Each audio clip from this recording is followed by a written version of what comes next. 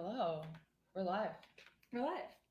We'll just wait a couple seconds for people to arrive.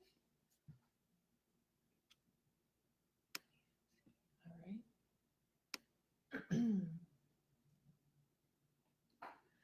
So, welcome to the SPARC Expert Chat. My name's Shannon Bowler, and I'm the Communications and Operations Manager with Ontario Culture Days. And I am Meaghan Froh Metcalf. I am the Outreach and Program Manager with Ontario Culture Days. So just to get started, a bit of housekeeping. We've been told that you can comment as we go, and we will answer them. Any questions that you post in the comment box, just know that there is a bit of a delay after you press send, so you can just wait for that. And first off, we want to thank SPARC for inviting us to come and talk today about Ontario Culture Days and the work that we do. So I guess talk a bit about yourself, who you are. Sure. So again, my name's Shannon, and I came on with Culture Days about this time last year, a little bit later, almost a year. So I am managing the communications and some of the marketing and operations for Ontario Culture Days. I have lived in Toronto for the past 3 years, and I'm originally from Edmonton, Alberta. So I have some knowledge about stuff going on out there, but I've really loved getting to know Ontario through my position with Ontario Culture Days. It's been really great to kind of get to know what's going on in the smaller communities even outside the GTA and kind of get a sense of arts and cultural life in the province through this position. So it's been really great. Mm-hmm. I have also been with Culture Days for about a similar amount of time. I think this is my 1-year anniversary, just about, like this week or next week. Yeah. And so I do a lot of the coordination for some of the programs that we coordinate as part of Culture Days, like the Youth Arts Ambassador Program and Culture Days at the Library.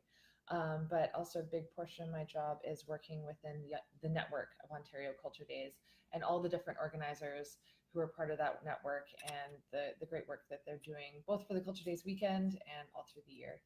My background is in museum studies as well as history. I'm from here, but also lived in Edmonton, although we weirdly didn't know each other. Yeah. And prior to this, I was the public programs and outreach coordinator at the Art Gallery of Alberta. So it's kind of fun to come at it now from a different angle as someone who is coordinating the programs with an organization, and now I'm helping to support those people who coordinate the programs. Mm-hmm. Yeah. So I guess we'll start. I was going to give a bit of an introduction to Culture Days for anyone who might not be aware of everything we do. So Culture Days is an annual 3-day national celebration of arts and culture, and it happens every last weekend of September. So this year it's happening coming up right away, September 28th, 29th, and 30th. And Culture Days was originally launched in 2009, and it was really inspired by a pre-existing event in Quebec called Journée de la Couture. And that still actually happens during the same weekend. So they do run concurrently in Quebec, and it's all across Canada. It's Culture Days. So our mission is to raise awareness, accessibility, participation, and engagement in arts and culture, and in the lives of the arts and cultural lives of communities, large and small, across Canada. And we have a really interesting way in which we work. So because it's a national celebration, we recognize that Canada is gigantic, lots of geographical diversity. So to pull off this sort of national large-scale movement, we really rely on working in this sort of non-hierarchical way. And that means we're collaborating constantly and communicating with our provincial offices. So every province has their own sort of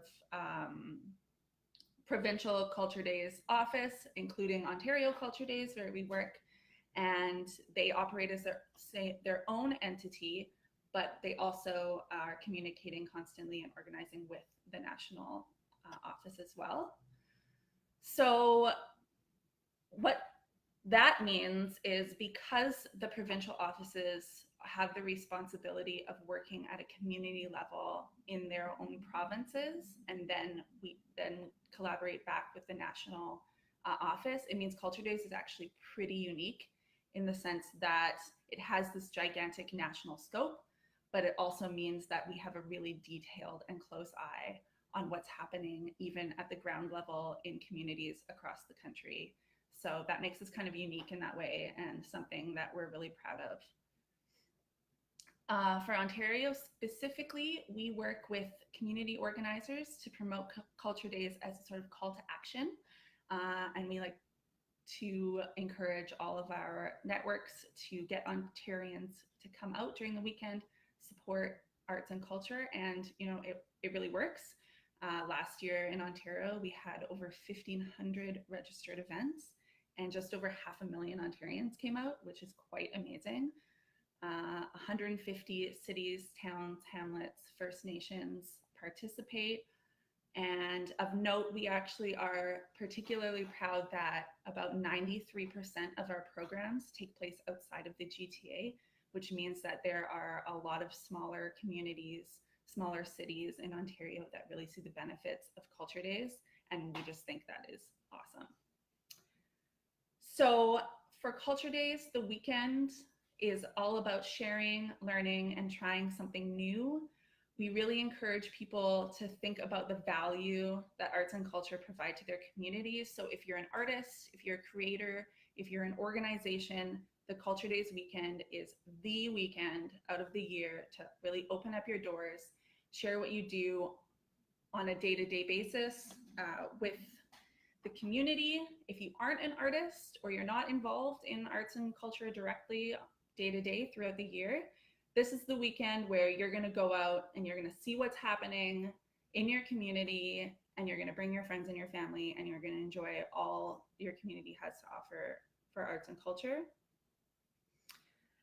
And so we really see that the weekend serves communities as a kind of opportunity to check the pulse on what's happening in the cultural lives in your towns, in your rural communities.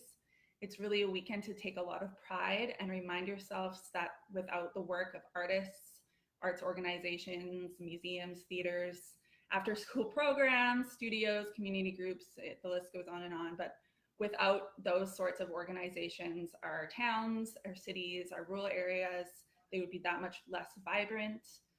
They wouldn't be as welcoming, and they really make us who we are, and they serve as a representation of who we really want to be as well. So for this year, one thing that we're doing a little differently is we have a national programming theme that we're really excited about. It's On Beat. You might have heard of it already. The aim there is to bring people together across the country through the connection of drumming, but also rhythm-inspired activities. We think of rhythm, we think of even a lot of different art forms outside of music. So there's dance, spoken word, poetry, even the visual arts. Rhythm connects through all those things. So we've never had a national theme before for programs, and we've actually had a really great response to it. People seem to be really enthusiastic and are planning a lot of On Beat programs. So we're super excited to see how it all comes together. And here I will drop a little invite for everyone who's tuned in. We are having our national launch in Toronto this year. So if you happen to be in Toronto on Friday, September 28th, we'd love for you to come down in the morning, and we're having our national launch in the CBC atrium.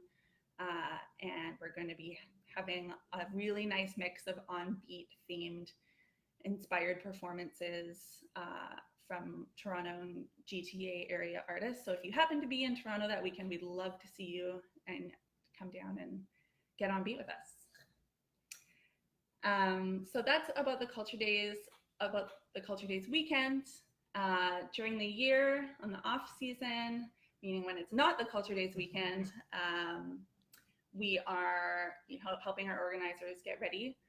But then We're also compiling a lot of statistics and surveys. We do quite a bit of research. We're distributing them to our organizing networks. For example, one thing we've done in the past number of years is compile these top 10 lists divided across the country for different sizes of municipalities. And we compile information on how many events people have in different cities and rank them.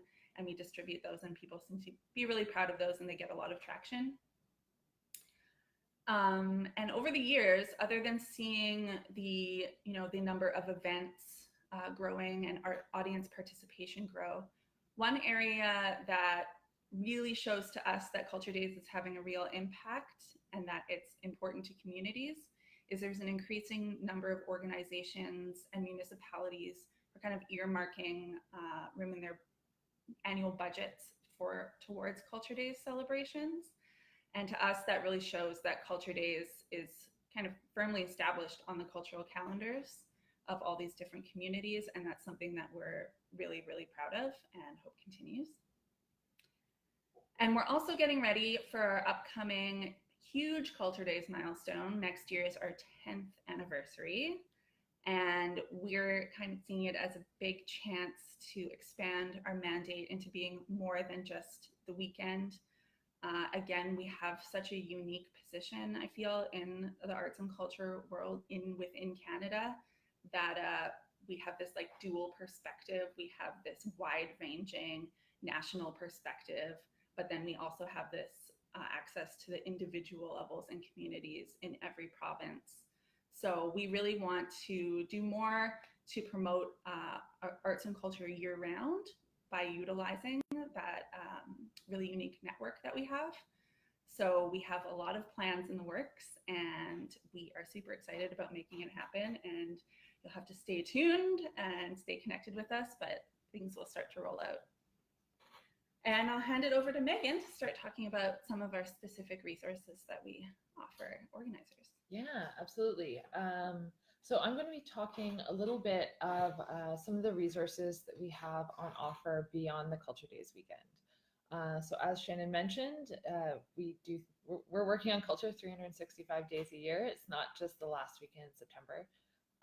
And in light of that, and in light of the huge network that we've developed, we're regularly reaching out to members of our network through things like webinars, social media, different sort of online or paper resources, and different kinds of ways that people can not just learn about programming opportunities for the Culture Days weekend, but things that might be useful throughout the year. So one thing that I do want to mention, and specifically thinking about resources that we have in Ontario, we have an Organizer Network Facebook group. So this Facebook group is intended mostly for people who either have organized Culture Days programs in the past or are thinking about it. But regardless, it's really a great opportunity for anybody who's interested in connecting with part of the network that really makes a big portion of the province. And all the different organizers who are sort of from everywhere, all across Ontario. We do have a link to the Organizer Network Facebook group in the About Us section, and I recommend all of you to join that group. Mm-hmm. One thing that I really like is beyond the Culture Days weekend, where we are talking a lot about some of the key deadlines and important things to know for Culture Days.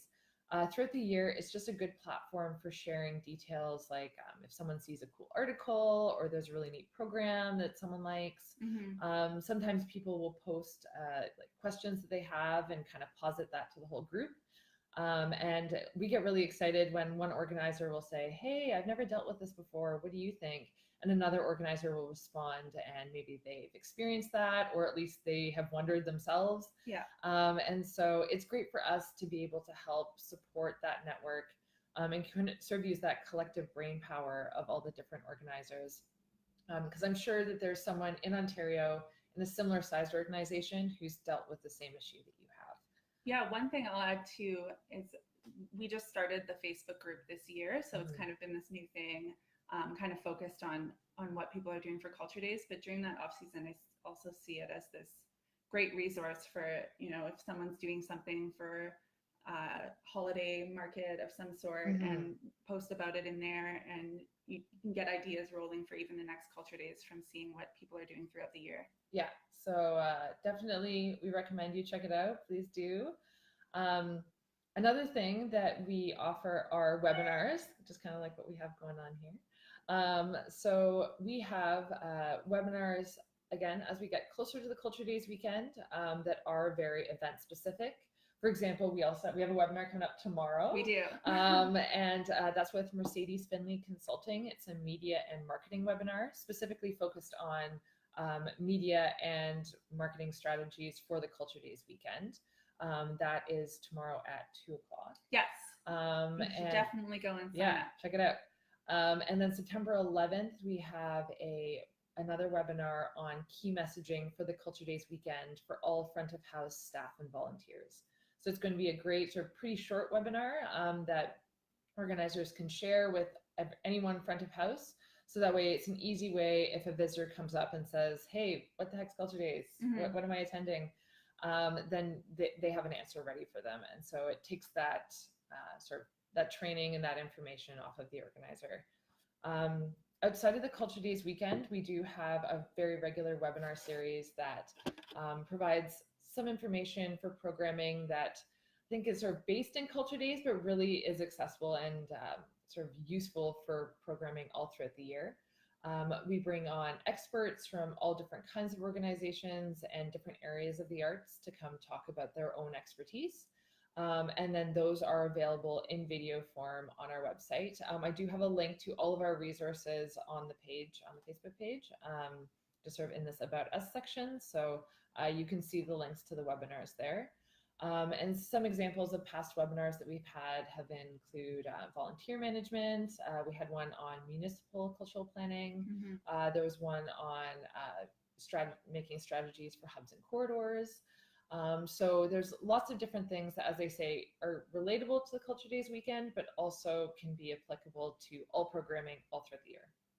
And we have a lot of organizers tune in specifically because they want to get tips for things that they're doing outside of Culture Days as well. Yeah. They're certainly not just for Culture Days focused stuff, but all across the sector, speaking to people involved in Culture Days for a long time or never involved in Culture Days. They're just a really good resource. And they're nice because they're free, right? It's nice to have a free resource. And you know, take a lunch hour and expand your mind a little. That's why I like them. Like this. Outside of those webinars, we also develop tip sheets. So those are really nice 1 to 2 page tip sheets that are great ways to have a little bit of an idea of the key points out of that webinar.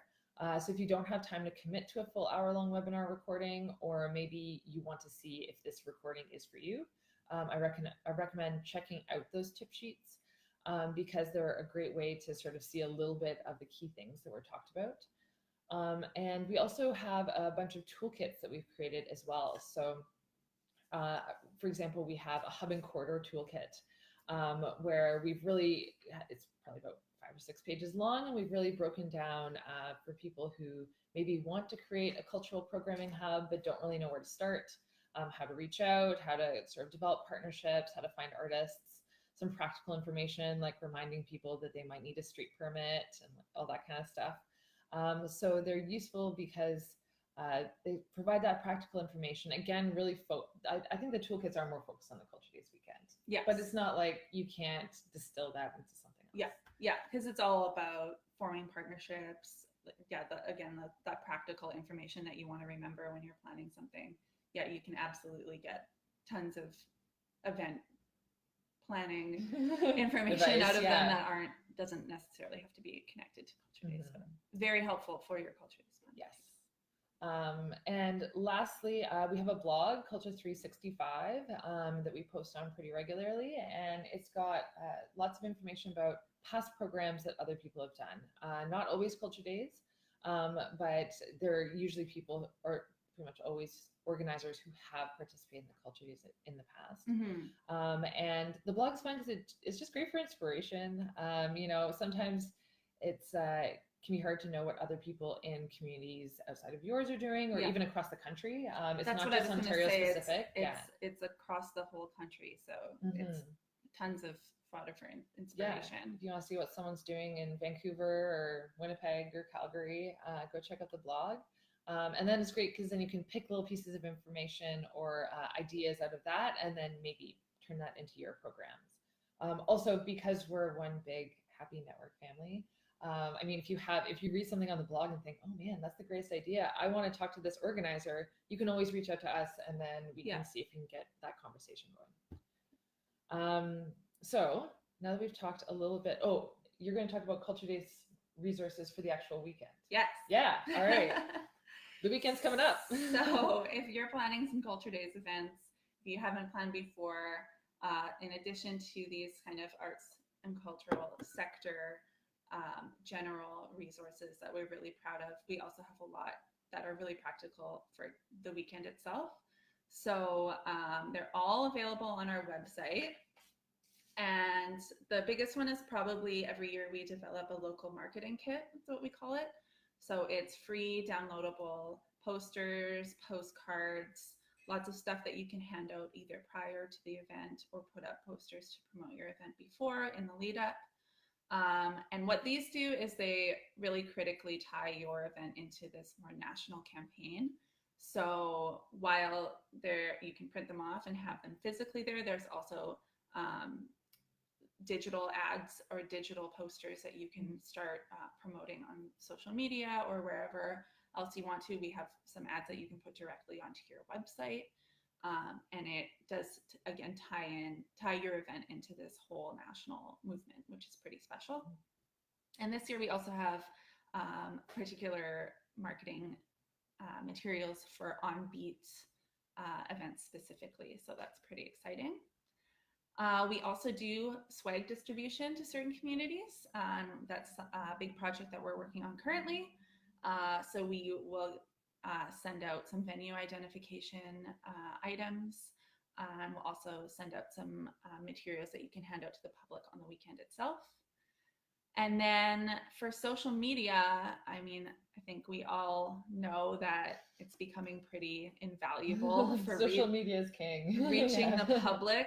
So we are pretty lucky. We have a pretty great following in Ontario and also on the national level. So across all the platforms, Twitter, Facebook, and Instagram, we have a pretty engaged network. People post a lot, so we do have that advantage. And then also the advantage of being connected to this national network. So if you're planning some Culture Days events, we really encourage you to tag us, number one, so we can see it. And we'll happily amplify what you're doing. And it's also a great place to follow us for really key updates. That's where the most up-to-date information is going to be typically.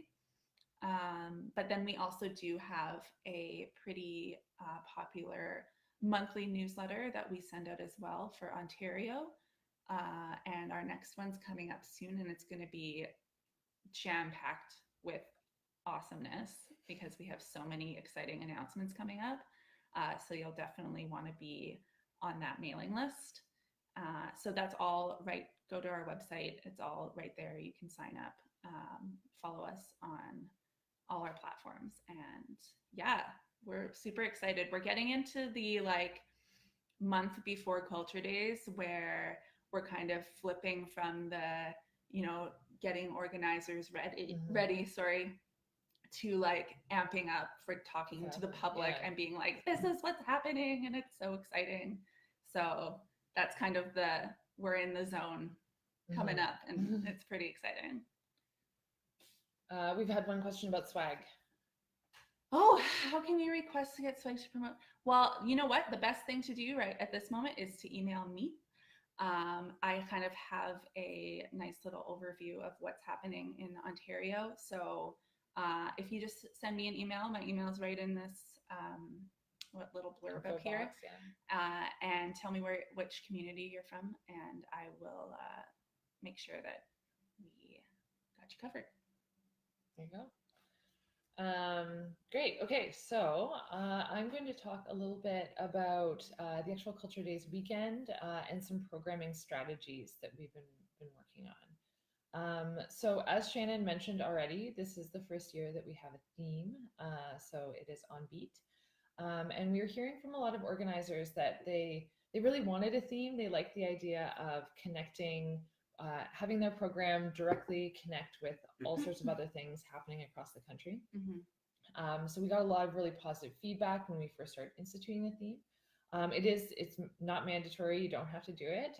But we've been getting a lot of great programs coming up. Yes. I'm really excited about all the on-beat things I'm starting to see. I think for us, one of the things we were trying to be aware of when we were picking a theme, we certainly don't want to be prescriptive, and Culture Days has always kind of prided itself on not being prescriptive.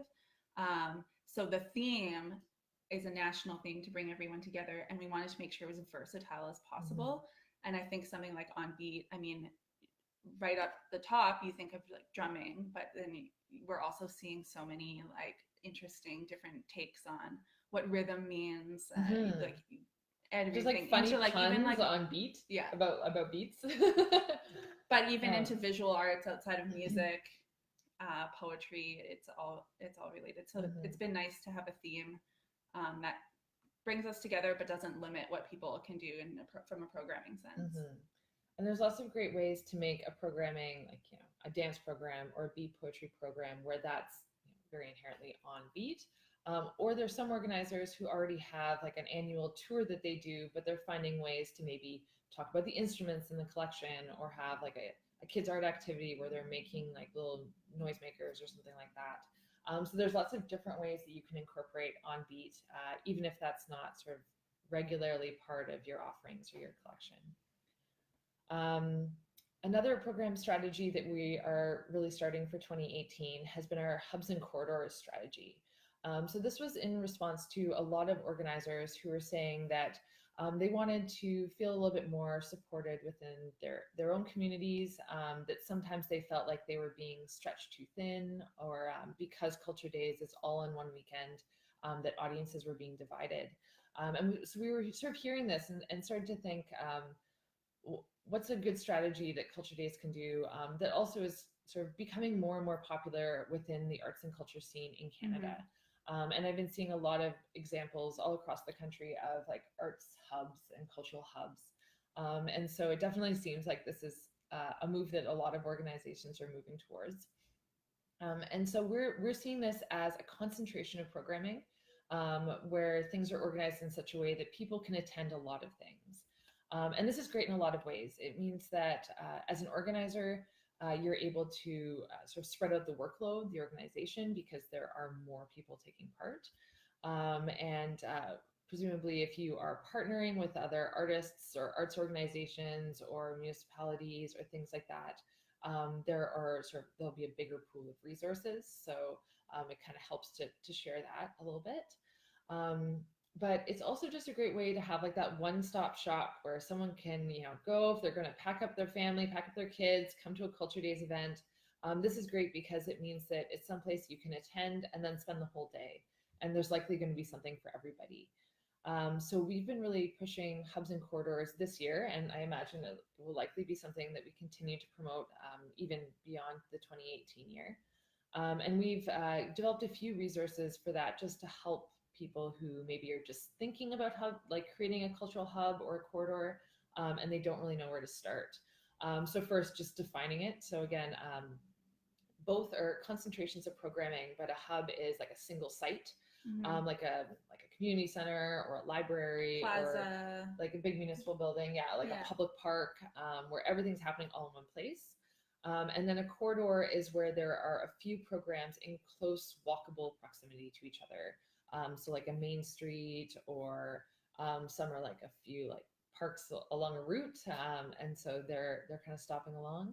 And so it's either way, it's a great opportunity to have people come and spend a little bit more time. And again, not divide those audiences, but even just increase the audiences. So we had a webinar on hubs and corridors. There is a tip sheet. There's also a toolkit, and just generally sort of helping to support our network if people, you know, want to join a hub in a community, trying to help to make those connections and introductions if that's possible. And so just really trying to see how many hubs we can get. I think we have a good number already. We do, and everyone's getting their own page. Yeah, It's very exciting. So hubs and corridors that have registered already. And if you have a hub and you haven't registered, you can email me like right away today, and say I have a hub, and we can try and get you a page in there. And so these are great. You have your own page with a description of the hub and some information, so that way, if you can sort of share that within your community and say, here, this is everything that's happening at our stop. Pick and choose what you want to do and plan your day at our hub or corridor. And all the events will be kind of tethered to that page as well, so you can see the individual events. Too. So someone can be like, oh, I want to go to the knitting workshop, and then the beatboxing workshop, and then I want to have this artist talk, do all the things. A great day. Yeah, that is. All right. So there are lots of ways that you can get involved. It doesn't necessarily have to be as large as a hub or corridor. Any programming of any size, that's the nice thing about Culture Days being non-prescriptive, is that we get tons of different programs. From the large, for example, as I said, something like a corridor. One great example that we have is Huntsville. Every year, their Main Street has quite a few sort of places to stop and different artist stations. There's like workshops and hands-on art activities. The neat thing is a lot of the businesses get involved too. So you can go into the businesses and there might be an artist workshop happening in there. So it's a nice sort of collaboration between municipality, the businesses, local artists, arts organizations, and everyone in the community comes out and visits that. There's something similar that happens in Brockville as well. Yes. So we have a few examples of sort of big corridors, main streets. Culture Days is the event for the year in that community. But you don't have to go with something of that size. So we have lots of really small programs or programs, people finding ways to really fit Culture Days within the scope of their organization. Like, for example, last year, the Coldwater Mill in Coldwater, Ontario had free tours and children's activities at their historic mill. So that's working, that's already using the infrastructure and the staffing that you have to just be able to provide something that's free and participatory on that weekend.